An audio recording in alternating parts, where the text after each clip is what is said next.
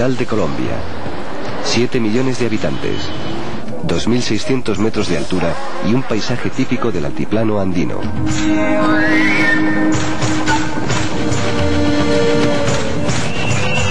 Situada en la esquina noroeste de América del Sur, Colombia tiene una población de más de 40 millones de habitantes y una extensión de más de 1 millón de kilómetros cuadrados, equivalente a 2 veces la de España. Como muchas capitales de América Latina, Bogotá tiene ya un pie en el primer mundo, pero otro también en el tercero. Al igual que en Europa y en Estados Unidos, la gente llena teatros, discotecas, cafés y restaurantes. Hay un derroche de luces en Navidad y centenares de ciclistas recorren alegremente la ciudad o invaden los parques cada domingo.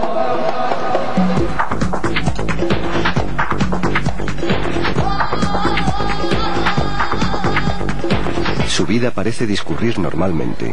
Sin embargo, esta ciudad está amenazada por un enemigo que ha hecho su aparición en el nuevo milenio: el terrorismo.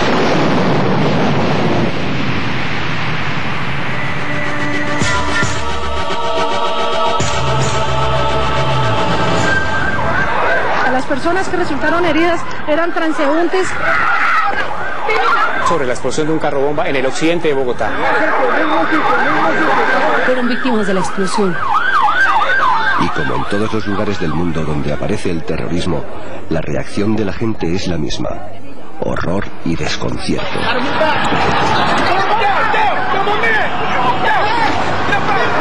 Let's just get back. Get back.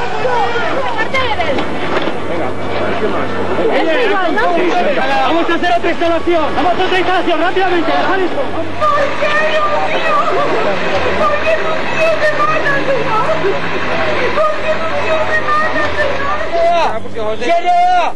Esta situación la vive un país que, pese a todo, desde su independencia en 1810, ha mantenido una tradición democrática.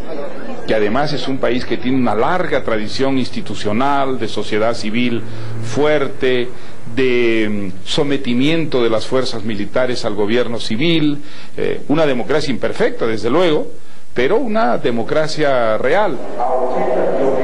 En vérité, on découvre un pays qui est plutôt de culture européenne, avec une vie civile, qui est une vie, je dirais, à peu près normale, du moins dans les grandes villes, et avec une activité économique qui est extrêmement diversifiée. Donc l'économie de la drogue est certes importante, mais elle est marginale. Et surtout, ce qui est frappant, avec une élite je dirais, de formation occidentale et de tempérament occidental qui participe, je dirais, de la culture occidentale en général. Tous ces aspects d'un pays mûr, sophistiqué, sont assez inconnus, je dois le dire, en Europe. La situación de violencia política vivida por el país en la década de los 50 y producida por el enfrentamiento entre los partidos liberal y conservador dio lugar al nacimiento de las FARC, Fuerzas Armadas Revolucionarias de Colombia. Posteriormente, en la década de los 60, por influencia de la Revolución Cubana y de la efervescencia que desató en toda Latinoamérica, surgió el segundo grupo guerrillero, el ELN, Ejército de Liberación Nacional. Estas dos organizaciones fueron vistas durante mucho tiempo en Europa como movimientos rebeldes impulsados por la pobreza y las desigualdades sociales. Contribuyeron a ello figuras idealistas como el sacerdote Camilo Torres. Pero hoy, la visión que se tiene de tales fuerzas es muy distinta, incluyendo la de personalidades de izquierda como el expresidente uruguayo Julio María Sanguinetti. Ha sido una larga historia en la que un movimiento que apareció primero como heredero de ciertas formas de violencia que habían sido endémicas en Colombia y que se envolvió de una cierta aureola de revolucionarismo romántico, se transforma más tarde crudamente en una organización terrorista por el empleo de la metodología terrorista, que además se sabe financiada nada menos que por el mundo narcotraficante. Precisamente, a partir de la década de los 80, el narcotráfico, aprovechando la accidentada geografía de Colombia, implanta en el sur del país cultivos y laboratorios. En esta empresa, su aliado es la guerrilla. Aquí hay mafia porque existen estos grupos armados, y estos grupos armados existen porque hay mafia, porque es que son miles de millones de dólares. Estos 5.000 millones de dólares que entraban acá eran parte de los más de 40.000 millones de dólares que la cocaína colombiana vale en los mercados de los Estados Unidos, por ejemplo, sin contar el de Europa. Luego de un viaje a Colombia, el ensayista político francés Guy Sorman llegó a la misma conclusión. La guérilla, si vous voulez, je dirais, c'est presque la branche marketing de la production de la drogue. Donc quand vous êtes à la tête d'une des plus grosses entreprises mondiales de production de drogue, avec des profits que l'on n'arrive même pas à imaginer, pourquoi est-ce que tout d'un coup vous renonceriez à la guérilla, qui est un élément constitutif, indispensable à l'organisation de ce commerce? En otros países, y en concreto en Colombia, parece que esto es un dato ya no solamente evidente, sino contrastado, y además contrastado directamente por mí mismo en investigaciones que he adelantado sobre narcotráfico, donde las conexiones con las FARC o con las autodefensas parecen evidentes. La narcoguerrilla se convierte en un problema internacional.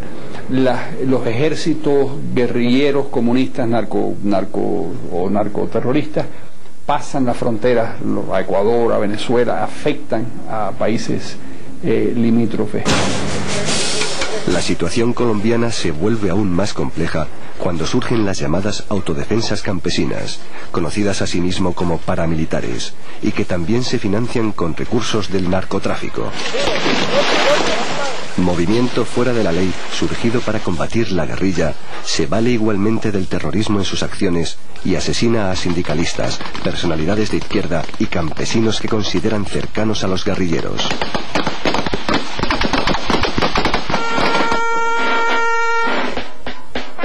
En el año 2002, tras diversas tentativas de paz, el gobierno de Álvaro Uribe Vélez pone en marcha una política de lucha frontal contra la guerrilla.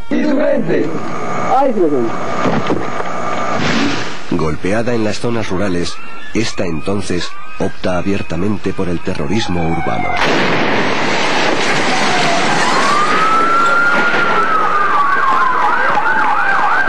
Está lleno de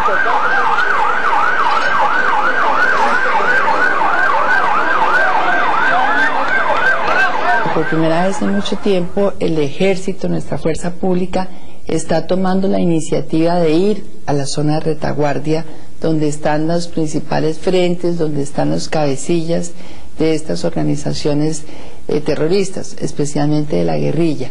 Y sí creo que esto, de alguna manera, entonces ha generado una contrarreacción de parte de ellos de ir a hacer acciones terroristas, especialmente en las ciudades. Pese a estos hechos, la lucha en Colombia contra la violencia empieza a dar resultados. Primero, un descenso del homicidio en un 22%, una disminución del secuestro de un 29%. El desplazamiento disminuyó en un 50% en el 2003, por primera vez en 7 años.